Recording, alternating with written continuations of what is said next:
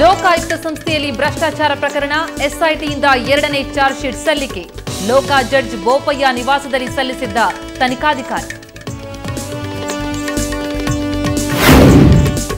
ಇಂದಿರಾ ಗಾಂಧಿ ರಾಜೀವ್ ಗಾಂಧಿ ಅಂಚೆ ಚೀಟಿ ರದ್ದು ವಿಚಾರ. ಬೆಂಗಳೂರಿನ ಪ್ರಧಾನ ಅಂಚೆ ಕಚೇರಿಗೆ ಯುವ ಕಾಂಗ್ರೆಸ್ ಮುತ್ತಿಗೆ.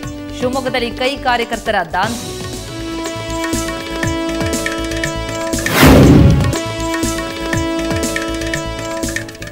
ಇನ್ನಷ್ಟು ಅಗಲವಾಗಲಿದೆ ಹೆಬ್ಬಾಳ ಫ್ಲೈಓವರ್. ಅಗಲವಾಗಲಿದೆ 15 ಅಡಿಗಳ 2 ಪಥಗಳ ರಸ್ತೆ.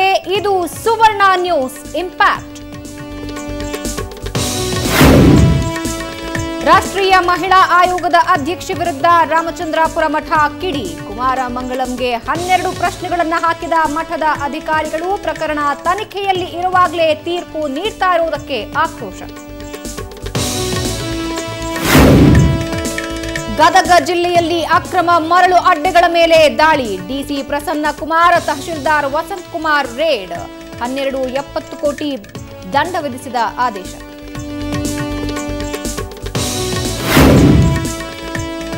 ಗಣಿ ಮಾಲೀಕರಲ್ಲಿ ಮತ್ತೆ ಶುರುವಾಗಿದೆ ನಡುಕ. ಮತ್ತಷ್ಟು ಎಫ್ಐಆರ್ ದಾಖಲಿಸಲು ಮುಂದಾದ ಎಸ್ಐಟಿ. ಇನ್ನು ಹಲವರ ಬಂಧನ ಸಾಧ್ಯತೆ.